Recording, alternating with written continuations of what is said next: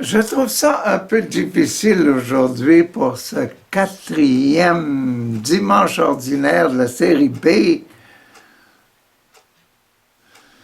de vous expliquer ce que l'Esprit Saint veut nous donner comme formation. En tout cas, essayons là, en prenant la première lecture qui est dans le Deutéronome, la loi de Juif, là, le livre de Deutéronome, là, et c'est au chapitre 18, 7, 14, 14, donc, première série, le baptême, 7 à 14, de 7 à 88, 913, 14 sur la réconciliation, 15, 16, 17, 18 sur le témoignage, donc le prophétisme, donc le fait d'être un prophète, là. Hein? Et puis le fait d'obéir au Saint-Esprit. Le fait d'obéir au Saint-Esprit, donc c'est ça qui nous dit la première lecture, là, l'obéissance au Saint-Esprit, c'est le numéro 4, là. Le 4, donc, ça veut dire l'Eucharistie. Qu'est-ce que c'est l'Eucharistie vraiment pour un prophète, là? C'est difficile, hein? Bon, en tout cas, Moïse, encore, c'est déjà un prophète, voilà. Moïse, prophète, là. Hein? Donc, Moïse, habité par l'Esprit Saint, là. Voilà. Disait au peuple, disait, coucou, à vous autres, à moi, là aussi, là. Il nous disait ça. Ah, au milieu de vous, parmi vos frères, le Seigneur, votre Dieu, fera lever un prophète comme moi, Moïse. Ah, ça. Tout le monde respectait Moïse. C'est lui qui a fait traverser le peuple, le fait traverser la mer Rouge. C'est lui qui avait donné l'agneau de Dieu qui enlève les péchés du monde. C'est lui qui, après, a frappé le rocher pour faire sortir de l'eau parce que les gens n'étaient pas contents. Et puis après ça, ben, c'est grâce à lui qu'il y avait la manne, le pain quotidien, puis on est dans le numéro 4, on est dans le pain quotidien. Donc, le Seigneur, c'est Moïse qui parle avant la venue de Jésus, là. Le Seigneur vous enverra quelqu'un, un prophète comme moi, et vous l'écouterez. C'est bien ce que vous avez demandé au Seigneur, votre Dieu, au mont Horeb, le jour de l'assemblée, quand vous disiez « Je ne veux plus entendre la voix du Seigneur, mon Dieu. Je ne veux plus voir cette grande flamme. Je ne veux pas mourir. Parce que si je vois Dieu dans ce temps-là, s'il voyait Dieu, il avait peur de mourir parce qu'il avait vu Dieu. » Pourtant, Moïse n'était pas mort, mais il voyait Dieu. Ah, les gens qui ont vu Dieu, là, on a parlé de Saül, on a parlé de Samuel, on a parlé de Jean-Baptiste, ces gens-là, bon. Ah, je ne veux plus entendre parce que je ne veux pas mourir. Et le Seigneur me dit alors à moi, Moïse, là, ils ont bien fait de dire ça. Je ferai s'élever au milieu de leurs frères un prophète comme toi. Oui, je vais faire arriver un prophète comme toi. Je mettrai dans sa bouche mes paroles. Dieu qui parle à Moïse. Et il leur dira tout ce que je lui prescrirai, tout ce que je lui dirai de dire, lui, mon Jésus, tout ce que je lui dirai de dire au peuple de Dieu, bon, il va le dire. Si quelqu'un n'écoute pas les paroles de ce prophète, que ce prophète prononçera, moi, je lui en demanderai compte, là. Si vous écoutez pas mon fils Jésus, je vais vous en demander des comptes. Quoi? Mais un prophète qui aurait la présomption, hein, un prophète qui aurait la présomption de dire en mon nom une parole que je ne l'aurais pas prescrite à lui, là, ou qui parlerait au nom d'autres dieux, d'autres révélations qu'il aurait eues, qui sont flou, là. Ce prophète-là, il va parler seulement son cœur de lui à lui, là. Ben, ce prophète-là, il mourra.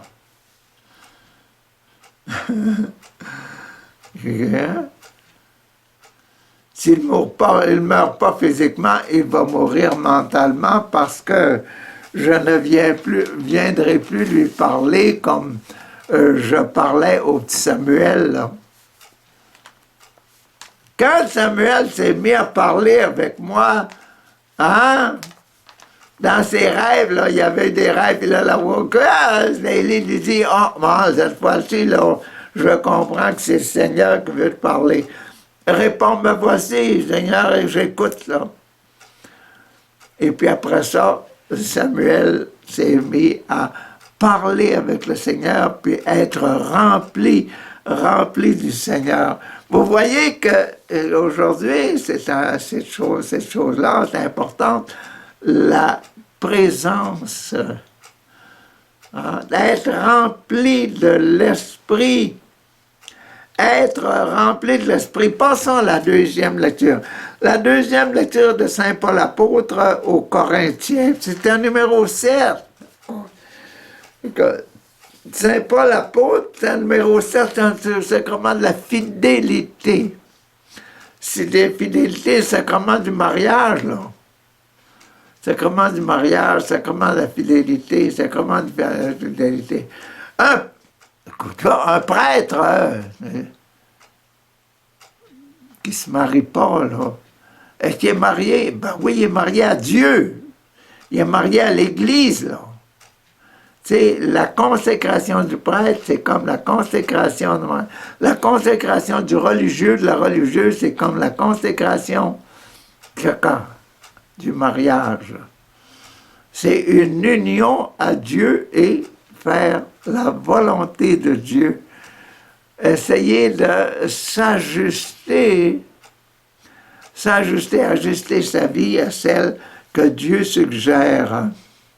Donc, voici, donc, c'est un sujet, on est à ce point-là, là.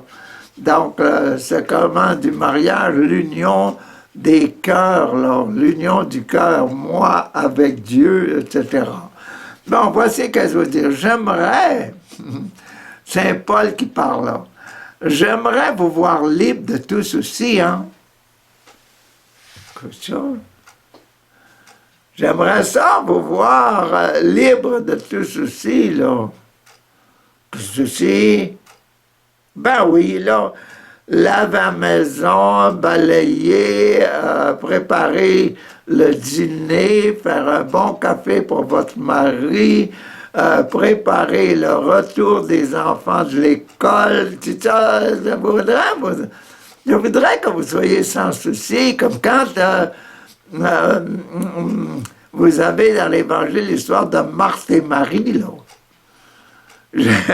Jésus qui arrive dans la maison de Marthe, et puis Marthe dit, c'est moi la maman de la maison, là, donc il faut que je prépare tout cocotia. Et puis Marie, elle, la sœur de Marthe, elle dit, moi là, mon devoir, ça va être de m'asseoir devant Jésus, puis on va parler, là.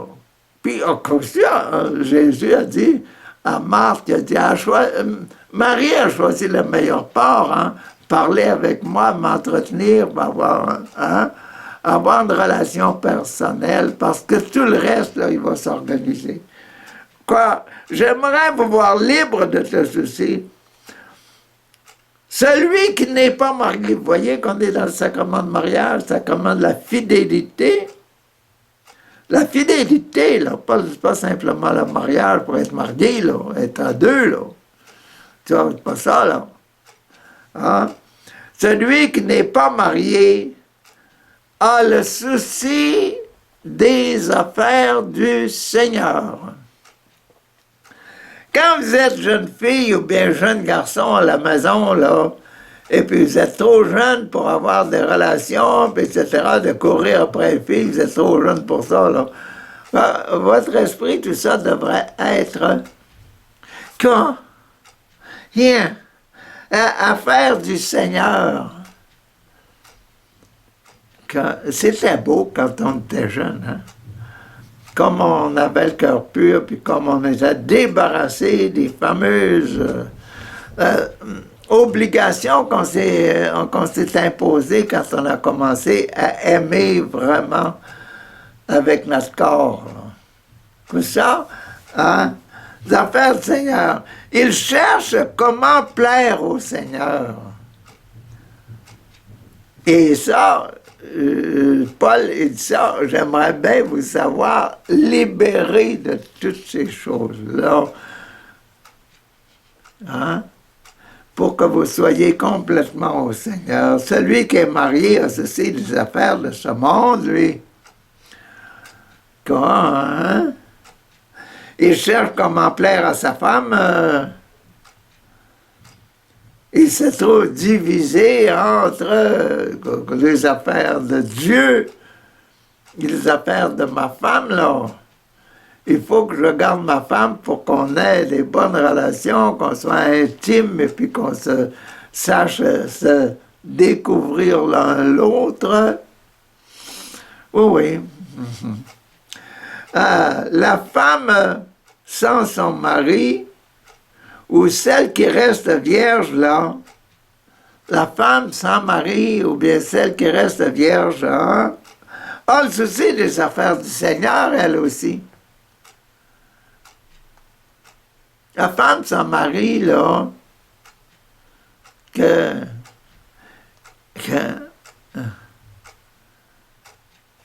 sans mari, et celle qui reste vierge, là, celle qui reste pure, complètement pure, elle a le souci des affaires du Seigneur, afin d'être sanctifiée dans son corps et dans son esprit, afin que l'expérience qu'elle fait de Dieu, le respect de son corps pour la présence, à cause de la présence de Dieu en elle, à cause de la présence de la pureté en elle, à cause de la présence de la pureté en elle. Bon, elle est absorbée par la présence de la pureté, la présence de Dieu en elle. Celle qui est mariée, elle a le souci des affaires de ce monde, elle, la maman qui est mariée. Elle cherche comment plaire à son mari. C'est dans votre intérêt que je vous dis ça, là. Ce n'est pas pour vous tendre un piège, là, que je vous dis ça, mais pour vous proposer ce qui est bien. Je vais vous proposer ce qui est bien. Vous occuper des affaires du Seigneur, afin que vous soyez attachés au Seigneur, sans avoir besoin de partager, là. Sans partage, sans réserve pour vous-même, sans diriger votre affection complète, votre amour sur une personne en particulier. C'est pour votre intérêt. C'est ça qu'enseigne Paul aujourd'hui. Donc, on voit, tantôt, c'était l'Exode, là, puis c'était Moïse, un consacré. Vous allez avoir un un consacré à Dieu. Un consacré à Dieu comme toi, Moïse. Il va y avoir dans le monde un consacré à Dieu comme toi, Moïse. Et ce Jésus-là, c'est lui qui va vous donner, qui va donner la joie. Et là, dans la deuxième lecture, il nous parle de ça aussi. La présence de Dieu dans notre corps, dans notre cœur, nos préoccupations premières, nos préoccupations fondamentales. Quoi ça? Puis je vous disais que c'est difficile, parce que là, la troisième lecture, c'est la lecture de l'Évangile de Saint Marc. Et dans le chapitre 1, 21 à 28, 21 à 28, là, chapitre 1, Marc, le lion de Marc, le lion de Saint-Pierre, là. La face du lion, 1, 2, 3 et 4, là.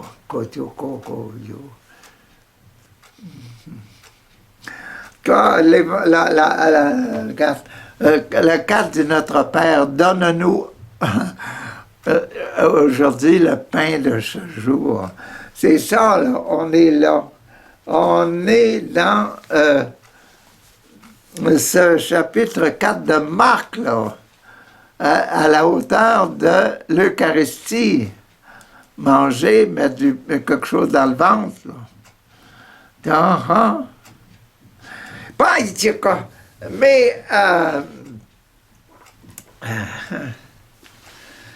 ça va un petit peu pas mal avec ce que je dis là, tantôt, la consécration. Quand je vous dis, il y a dans l'ancien, dans la Torah, il dit ça, là, vous allez avoir un homme issu de vous, que ça va être le Messie. Ça va être comme Moïse, un nouveau Moïse. Et celui-là, c'est Jésus. Hein? Un homme au milieu de l'Eucharistie. Le pain du ciel. Là. Ouais, c'est ça. Hein? Bon. Et l'autre, pour réaliser la deuxième lecture aujourd'hui, qu'on vient juste de vous lire, là, au sujet de la femme qui n'a pas de mari, ou bien l'homme qui n'a pas de femme, là, tant qu'il reste dans cette condition imprécise, là, ils doivent s'attacher à la pureté de leur cœur. C'est ça que nos parents nous enseignaient, là. Avoir un enfant avant de se marier, il comptait les jours, il comptait les mois du petit-enfant à la naissance. Pour voir si le gars avait triché, ou bien si l'un ou l'autre, l'un et l'autre, avait triché. Avant le sacrement, avant la bénédiction de l'Église, de leur rencontre. Ça, c'est important. Donc, l'important, c'est la pureté. La pureté de la présence. Alors, voilà. Donc, dans Marc 1, puis on est à la hauteur du sacrement de l'Eucharistie. Et puis, voici qu'est-ce qui se passe. Jésus et ses disciples entrèrent à Capharnaüm aussitôt. Le jour du sabbat, il se rendit à la synagogue, Jésus se rendit à la synagogue, l'église. Et là, Jésus, blablabla, il enseignait. Jésus qui enseigne dans la synagogue le dimanche, le jour du sabbat. On était frappé par son enseignement, car il enseignait en homme qui a autorité, et non pas comme les scribes, là. Cochon, hein.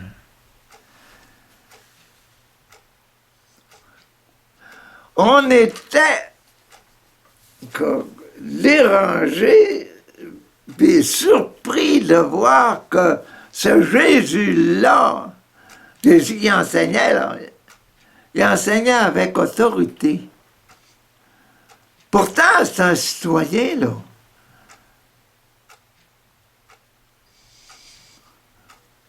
C'est un chrétien ordinaire, là. C'est un enfant du peuple de Dieu ordinaire qui s'en va à la synagogue. Puis Jésus, lui,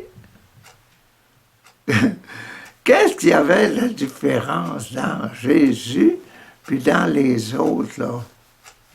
Si j'avais été là, moi, là, quelle serait la différence entre Jésus puis moi?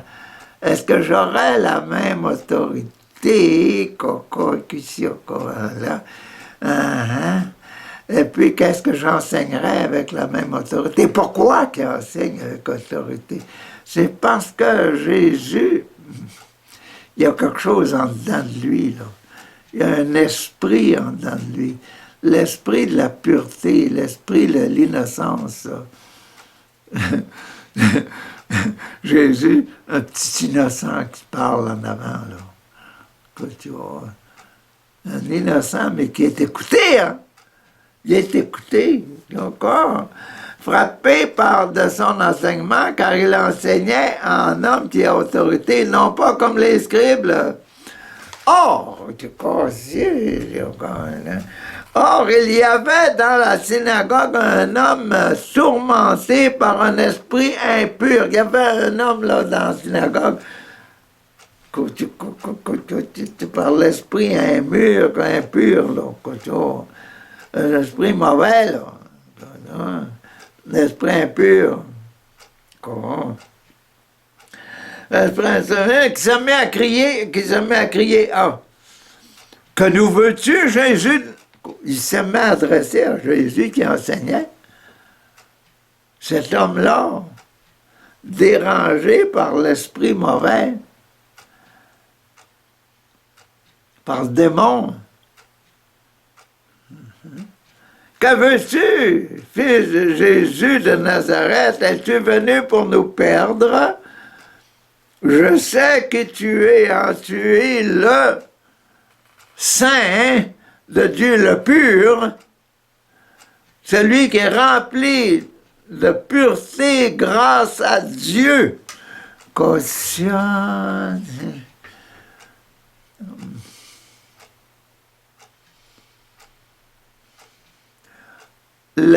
L'esprit mauvais. L'esprit mauvais avait découvert ça, puis il dit, moi, je m'en vais dire ça au public, là. Va rendre ça public.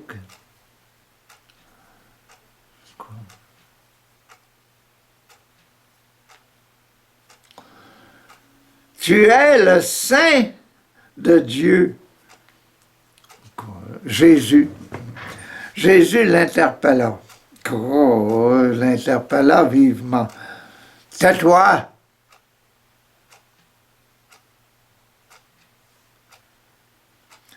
Sors de cet homme.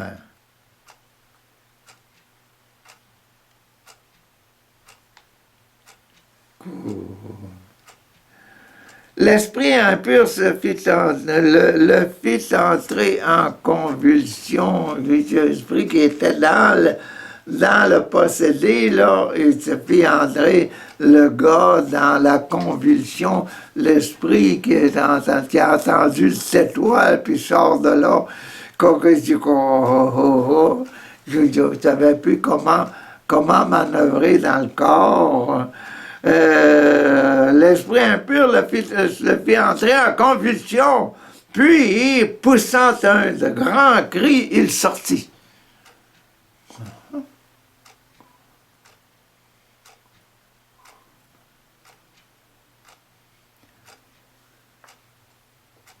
J'attends là pour vous laisser réfléchir sur le temps que Jésus dit, tais-toi, sors. Ils ont laissé l'esprit, le mauvais esprit se débattre, là. Voir que Jésus est imbattable, là. Cet esprit-là de Jésus, là, l'esprit de Jésus me poursuit, là. Et puis, hein, il lâche un cri, ça est sorti. Ils furent tous frappés de stupeur et se demandaient entre eux, qu'est-ce que ça veut dire, ça?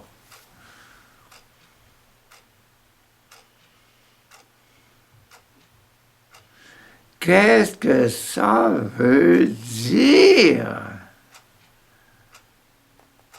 Voilà un enseignement nouveau donné avec autorité. Sors. Tais-toi, sors. Marquez bien que quand il s'est mis à tourmenter, on n'entendait pas parler, le démon, il ne parlait plus. Tais-toi, sors. Et il s'est tué, puis il a sorti avec un secours. Il a seulement lâché un cri.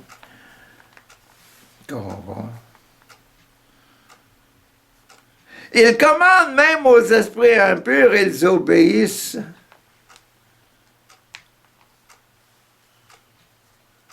Qu'est-ce que ça veut dire?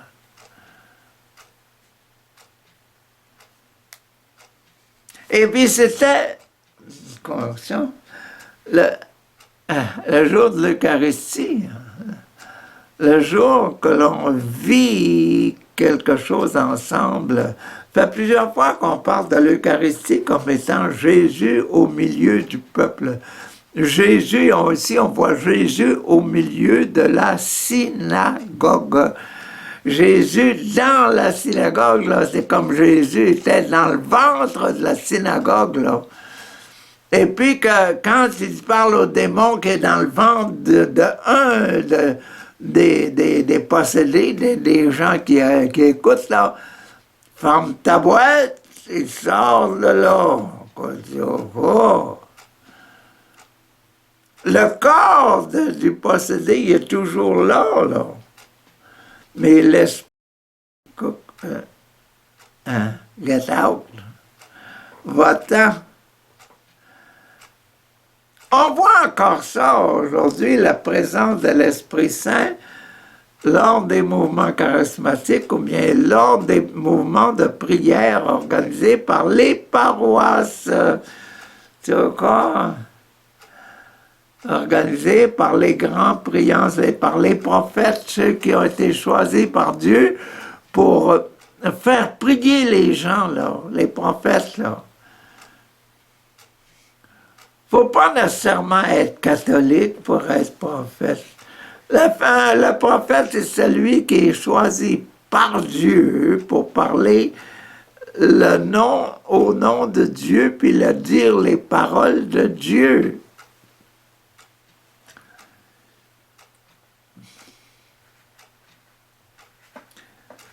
Et quand il parle, quand il fera des prières, prononce des prières sur les malades au nom de Dieu, l'esprit qui est dans le mouvement de la prière, là,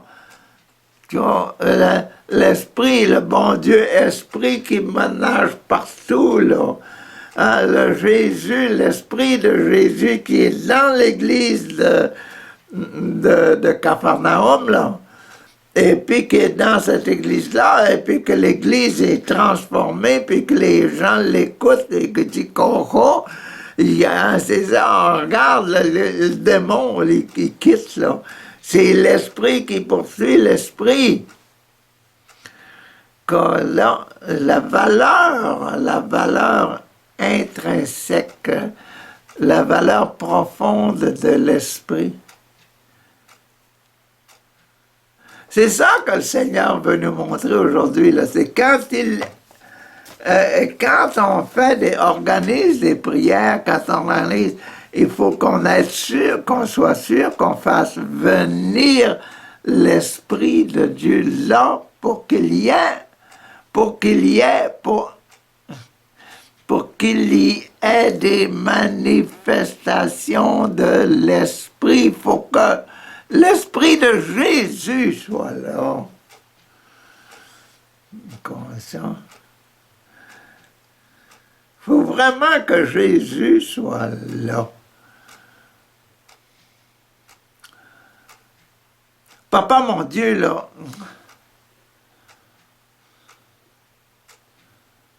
on a besoin de ta présence, on a besoin de ton aide pour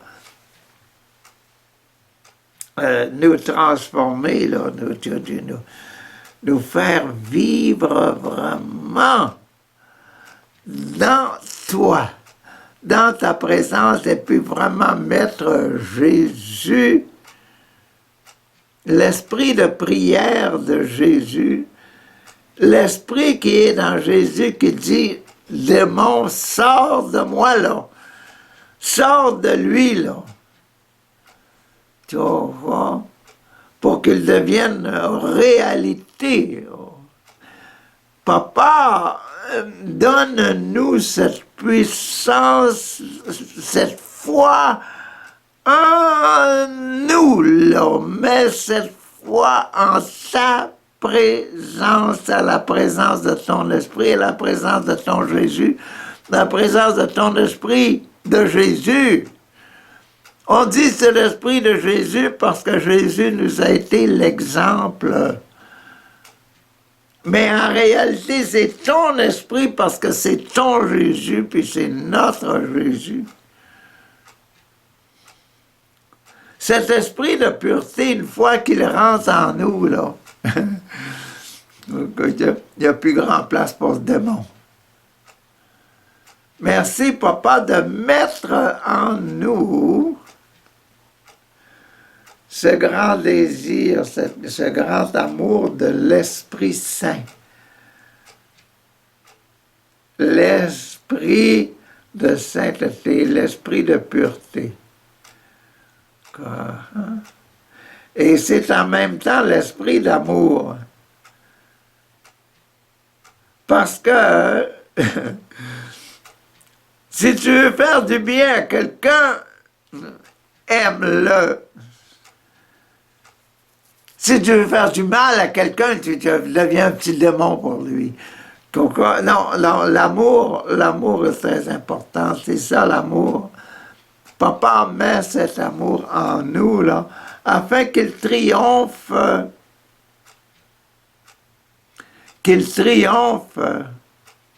et qu'il fasse de chacune de nos journées,